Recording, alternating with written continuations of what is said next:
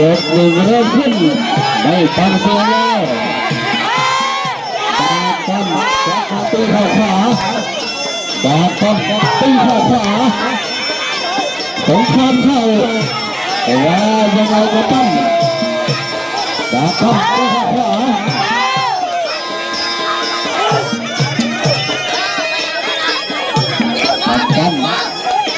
ต้องเข้าไปให้ติดกับต้นแค่ขวาแบบต้น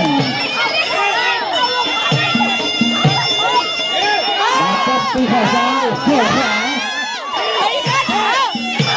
ตีโอ้โห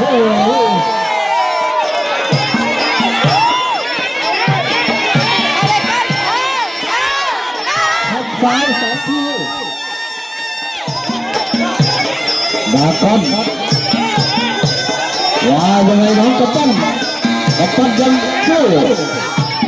กัปตันหาจังหวะล็อกแผลจริงได้ไหมกัปตันเข้าดาก้อน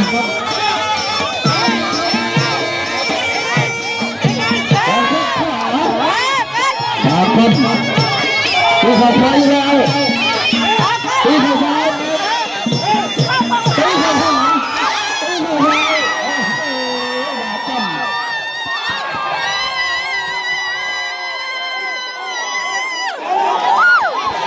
โอเคนับถึง8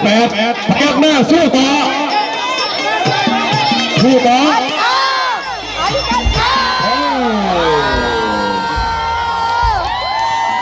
เลี้ยง